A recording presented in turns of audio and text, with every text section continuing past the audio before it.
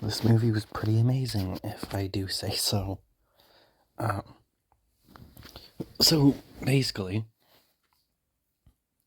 we get to meet this character, Tess and Keith, and they both rent the same apartment because it's in a shitty town that doesn't really pay attention to those things, I'm guessing. It's never fully explained because it's not really the important part. It sets up the plot, sure, but besides that, it doesn't matter. So, eventually, she finds a secret room, and they try and make you think the other dude that, you know, just is forced to live with before her job interview and stuff, and trying to figure out the situation, try and make you think Keith is the creepy dude, but he's not. But he is definitely someone that thinks he's in the right, like always. It's not one of those asshole characters, but it's definitely different. So, of course, she gets locked because there is this thing throughout the movie about how shitty the doors are and how they close and open by themselves. I don't really understand that. I did say she comes out at night, though, so I could see her opening the door. But she would have to run away really fast. So I still don't get who opened the door if it wasn't Keith since he was asleep. It's just probably a moment that's supposed to confuse you, and that's it. So it doesn't really work later. Of course, Keith ends up dying because he thinks he's in the right. Throughout the movie, he's kind of pushy. He's not an asshole, but he's definitely someone that, has a bit of a big ego, even if he wouldn't admit it. So he gets killed because he's grabbing this girl's arm and trying to take her somewhere else when she knows that the exit is literally in the other direction that he's trying to take her away from. So he gets killed. Then we get to meet this new character who is a rapist. There's no, there's nothing light about that, obviously. He is accused, and throughout the 10-15 minutes we get with him, it eventually is said that he is. And they show you that he's a bad person right before. So he's accused, he always denies it and denies it. And then eventually his friend calls him. So he answers the phone by calling him a slur. To show you that now we know officially that he is a bad person. And then his friend's like, you can tell me the truth. And then he admits he basically raped her. Because he says, she said no, but I convinced her to have sex with me. Which is just a weird thing. You don't get somebody's body. They don't owe it to you. So it is a kind of form of rape. To eventually, keep pushing and pushing. That's something that when someone says no, you take no for an answer, obviously.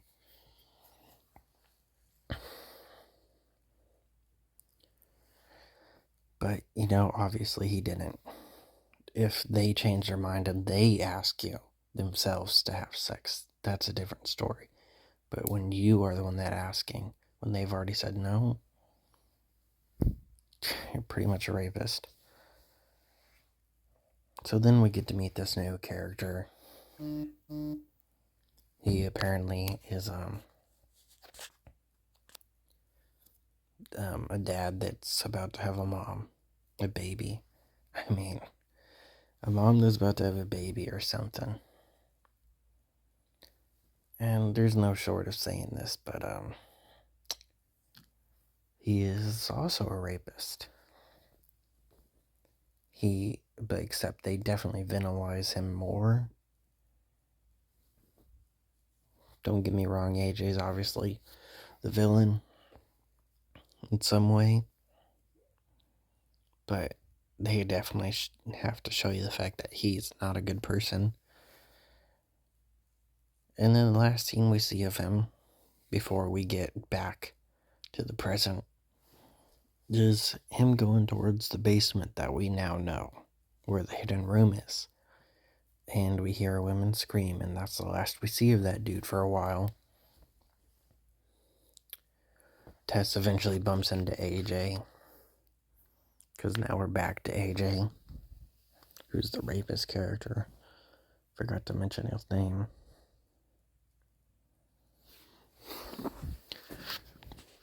And she tells him how you have to be calm. She doesn't like it when they're not calm, so that's probably why Keith died, because he was freaking out. But, you know, they cut before Tess does anything, so we don't know if she died or not until later, like, obviously. So we don't know if she freaked out or not. It also could have been motherly instincts, because he was grabbing her arm, she was saying, "Stop, let go of me."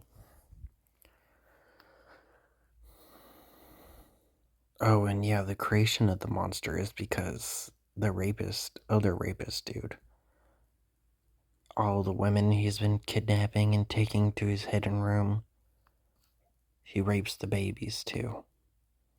So, baby after baby. Not one of these women escaped, apparently. So he killed all of them. That's gotta be guaranteed since we never see any of them. And, so it became like this horribly inbred thing. The other movie, you probably thought it was a monster, but it is human. A really tall, naked human. Eventually, they do escape. And we also find out this thing about the so-called monster, you know. It leaves at night for some reason. I guess to find more babies, because it's like a mother. Just like the rapist father taught her to be. That's why the TV and stuff is there. Because he was trying to teach her to be a mother. And they get to this stranger that we've seen twice throughout the movie. He obviously helps save Tess when she breaks the glass and tries to escape. And he was seen very briefly trying to stop her from going into the house. So you just thought he was some crazy dude. But he wasn't. And then eventually she tries to find where he lives and she hides with him. And he's like, "Yeah, it's safe.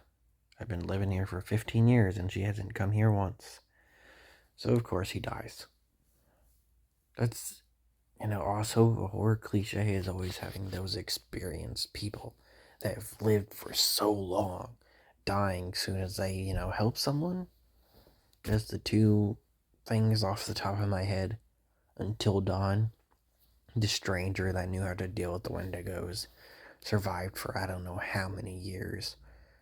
And as soon as he decides to help Mike and his friends, dead. And in that clown movie I watched, Clown Town, I think it was called, there's this dude that was apparently living in the clown town with all these evil killer clowns that basically killed everyone that lived in that small town. He was able to survive because he was in hiding. He dies once he helps people that don't know about that town. Which is kind of what happened with that guy anyway, because it's a bit of a small town area in Detroit that nobody lives in. Anyway, AJ finally admits that he might be a bad person that just, you know, might be a good person that did a bad thing, but he thinks he also might be a bad person. So naturally, he pushes her off a building after realizing he might be a bad person, and then he gets killed because he doesn't check to see if the monster is dead. He just checks to see if the girl that he purposely pushed off the tower is alive or not. And he gets killed. Then she kills the monster.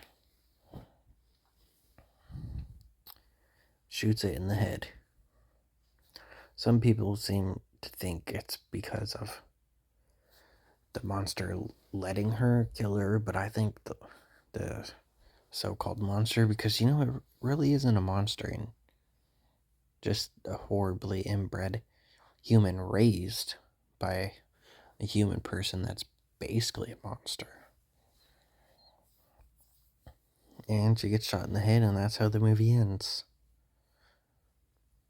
There's like some scenes of her walking, but that doesn't really matter. So she shoots the monster. Some people think that the mom was letting her kill her. I think she just didn't know what a gun was. And yeah, that's about it. It's a pretty crazy movie.